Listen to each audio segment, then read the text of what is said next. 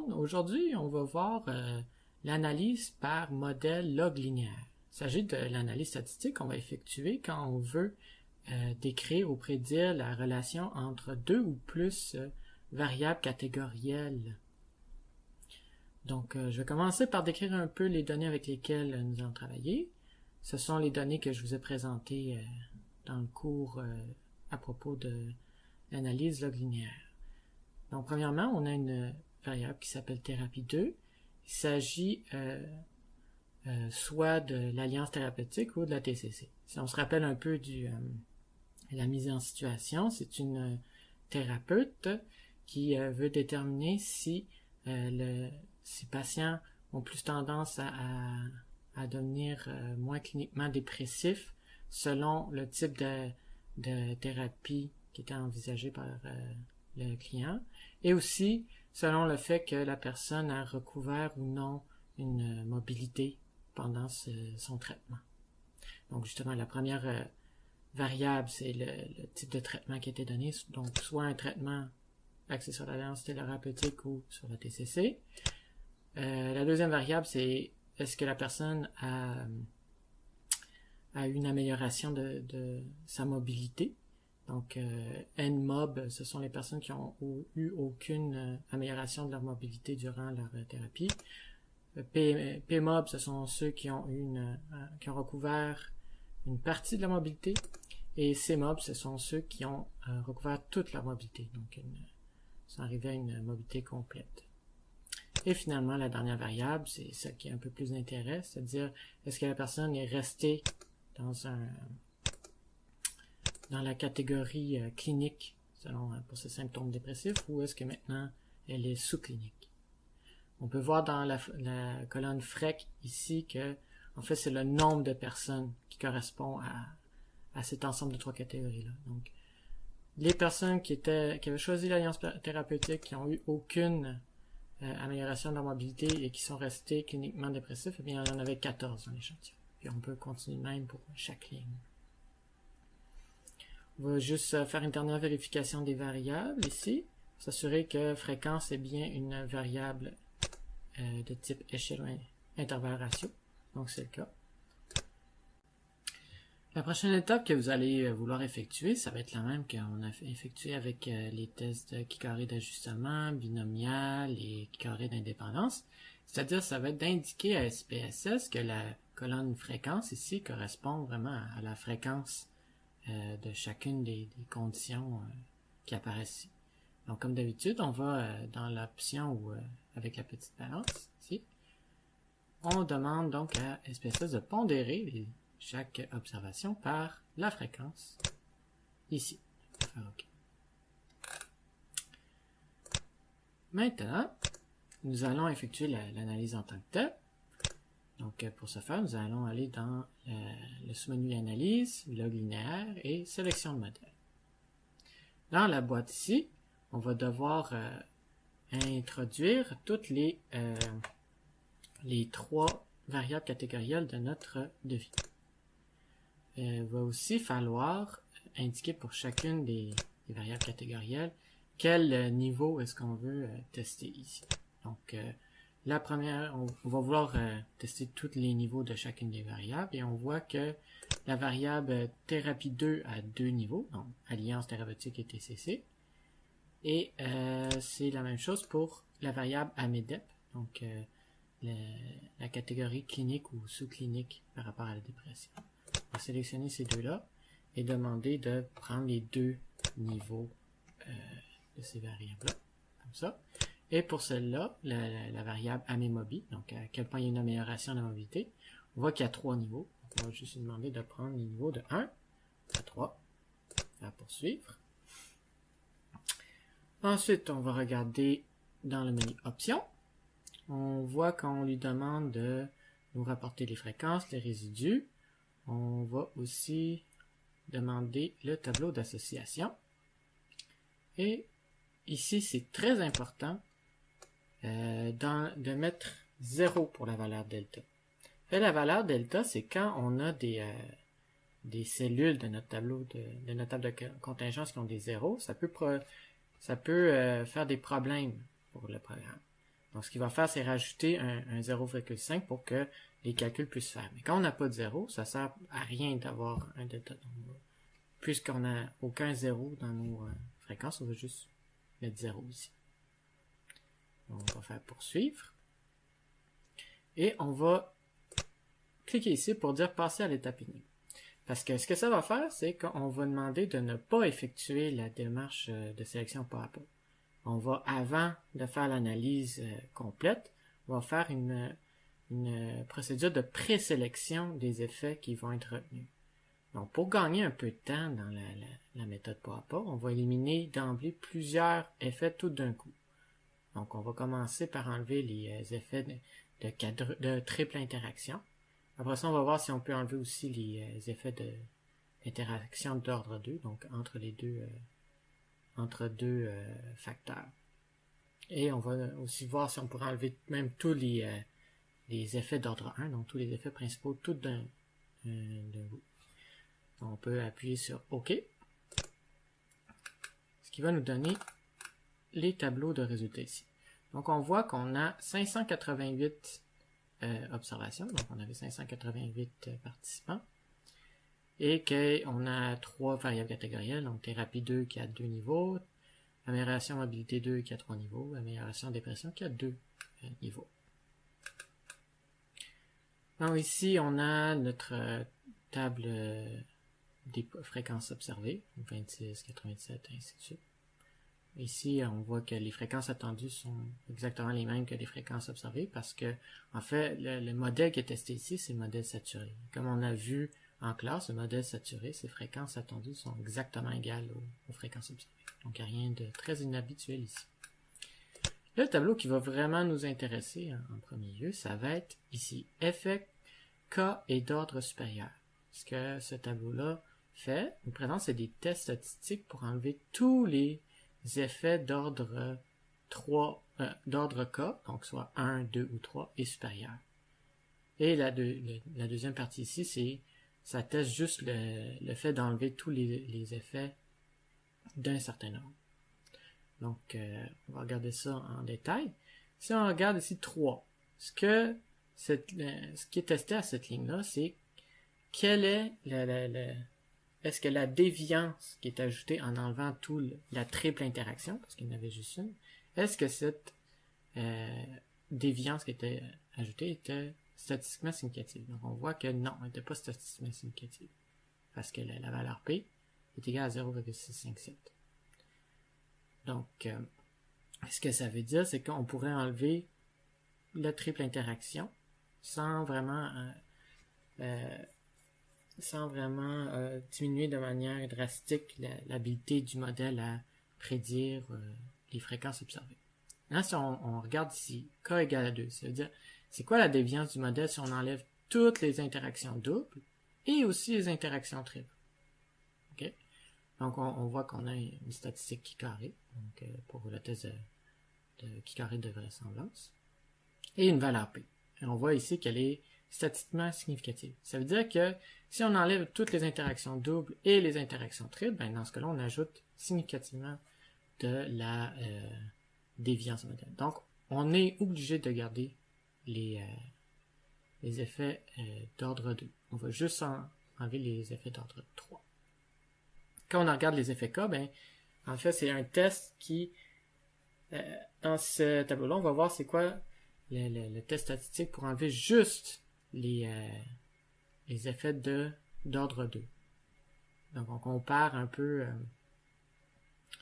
on compare la déviance entre deux niveaux ici. Okay? Alors, si vous faites 338 moins 43, vous allez voir que ça donne exactement 294. Donc, c'est vraiment, ça teste vraiment qu'est-ce qui arrive si on enlève juste les effets de cet ordre-là. De la même manière, on voit que 43 moins 0,84, ça donne 42,252.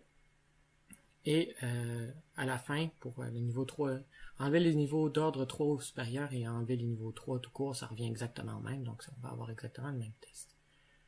Donc, dans les deux cas, on voit que on arrive avec la même conclusion que le fait d'enlever les effets de troisième ordre va enlèvera pas ajoutera pas significativement beaucoup de déviance, alors que d'enlever les effets d'ordre inférieur risque d'affecter significativement la vitesse de prédiction du modèle.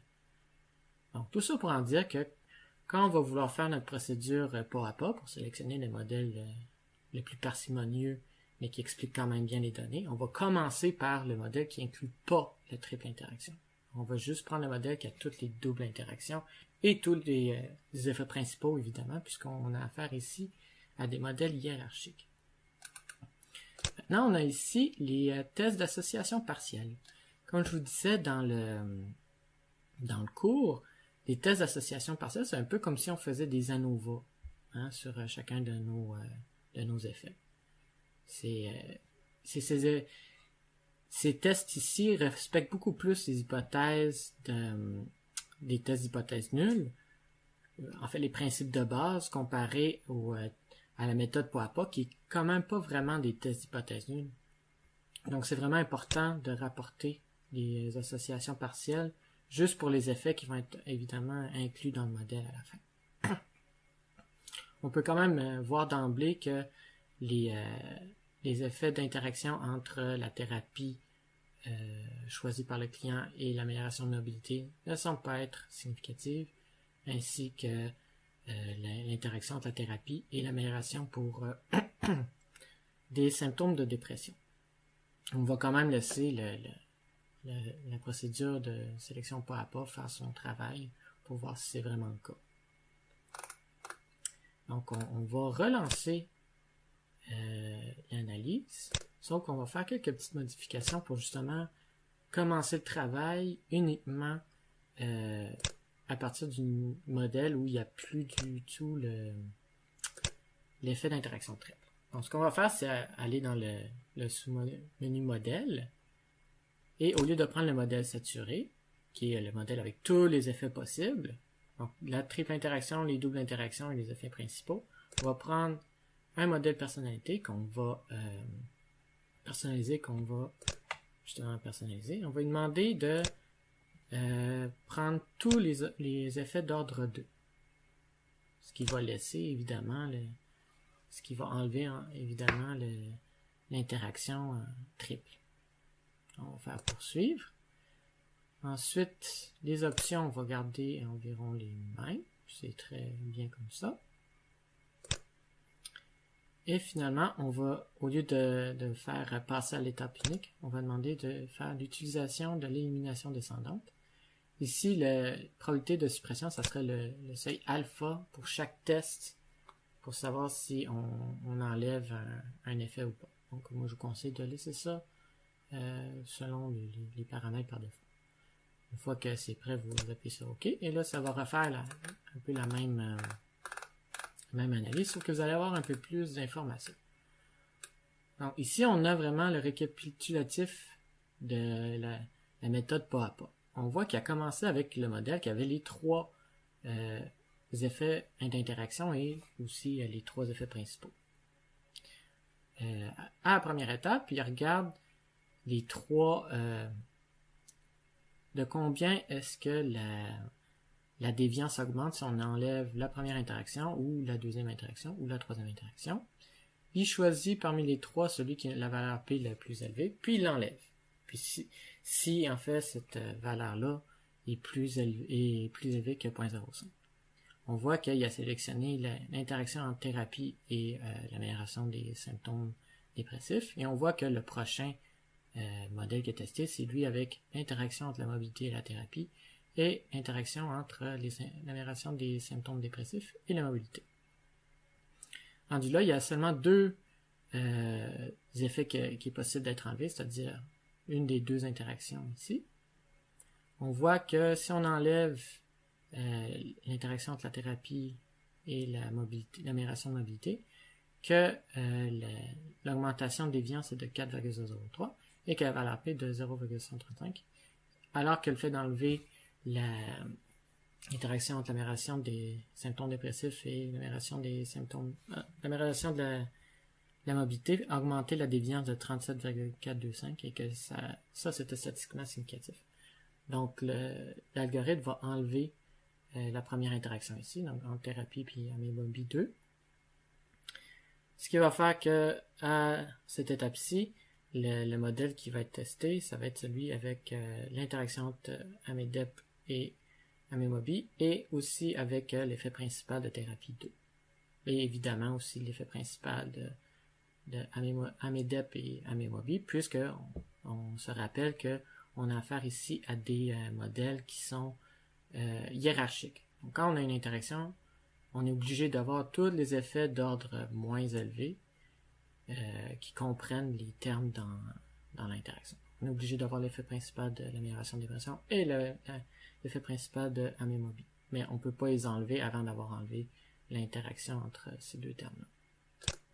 Donc on voit qu'à cette étape-là, l'algorithme essaie d'enlever soit un, soit l'autre. Et dans les deux cas, l'augmentation de déviance est statistiquement significative. Non, on voit ça avec les valeurs PCI.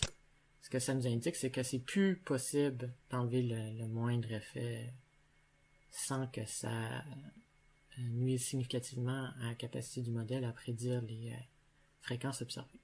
Donc on voit que le modèle final, c'est celui avec interaction DEP et MOBI et les trois effets principaux. Et on voit ici que la déviance de ce modèle-là par rapport au modèle saturé, évidemment, n'est pas statistiquement significative, ce qui indique en fait ce modèle-là explique de manière adéquate les fréquences observées. Si ça ici, ça avait été statistiquement significatif, ça serait plus. On aurait été obligé de retourner au modèle de l'étape précédente. Mais c'est pas le cas. Donc ici, on a la table de contingence pour le modèle final qui a été choisi. Donc pour Amedep fois l'interaction Amedep, MOBI, plus l'effet principal de thérapie 2, ainsi que les deux autres effets principaux. Donc dans cette partie-là du tableau, on a toutes les fréquences observées, alors que dans l'autre partie ici, on a les fréquences attendues selon ce modèle-là. Et finalement, on a ici les résultats du test pour savoir si notre modèle final est une défiance statistiquement significative. On voit qu'on avait déjà cette information-là juste ici. Donc, il resterait juste... Une fois qu'on sait qu'on a un modèle qui est parcimonieux et qui est bien ajusté aux fréquences observées, ce qui importe, c'est de bien l'interpréter. Hein? Faut savoir qu'est-ce que ça veut dire. Mais si on a une interaction entre l'amélioration de dépression et l'amélioration de mobilité, ce que ça nous dit, c'est que quand les personnes avec différents niveaux d'amélioration de la mobilité vont avoir différentes améliorations de leurs symptômes dépressifs. Mais que ces deux variables-là ne sont pas liées à la thérapie qui a été choisie. Même s'il y a un effet principal de thérapie, tout ce que ça veut dire, c'est qu'à la base, il y avait plus de personnes qui avaient choisi soit la thérapie Alliance ou soit la thérapie TCC. Mais c'est tout ce que ça veut dire. Il n'y a pas de... Selon notre modèle choisi, il n'y a pas de lien entre thérapie 2 et ces deux variables-là. La dernière étape qu'on va effectuer, si on veut bien interpréter nos effets présents dans le modèle final, ça va être de, en fait, sortir des tables de contingence marginale. Les tables de contingence marginale, ça nous dit un peu c'était quoi les fréquences pour un sous-groupe des facteurs. Donc on va sommer les fréquences par rapport à l'autre facteur qui est exclu. Mais ça a l'air un peu abstrait comme ça, mais je vais vous le montrer. Donc on va aller faire des tableaux croisés, un peu comme quand on faisait des tests de Qui-carré d'indépendance. On avait une interaction significative entre l'amélioration de la mobilité et l'amélioration de dépendance, de symptômes dépressifs. Donc on va faire un tableau croisé avec ces deux variables-là. Exact ici, tout est correct. Statistique. Si on voulait faire un test de Qui-carré d'indépendance, ça serait ici qu'on le signifierait, mais c'est pas vraiment intéressant pour l'analyse qu'on effectue ici. Cellules ici, il y a quelques options qui sont intéressantes. Par exemple, les pourcentages, lignes, colonnes et totales, ça va nous aider à bien interpréter nos fréquences. On va faire poursuivre. Et format, style, tout est correct, je pense bien. Donc, on peut appuyer sur OK. Et ce que ça va nous donner, en fait, c'est un tableau qui contient combien de personnes étaient cliniquement dépressives après la thérapie et qui avaient soit une amélioration complète de la mobilité, une amélioration, aucune amélioration ou encore une amélioration partielle. Okay? Donc, pour ce qui a trait à l'autre variable qui est la thérapie choisie, on les a comme sommés pour chacune de ces cellules-là.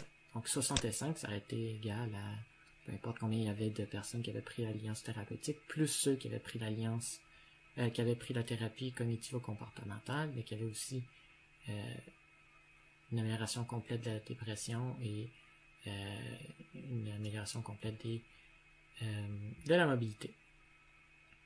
Donc, ce que ça nous dit dans ce tableau-là, c'est que pour les personnes qui avaient rétabli complètement leur mobilité, 20,6% d'entre eux étaient toujours cliniquement dépressifs, alors que 79,4% d'entre eux étaient sous-cliniques.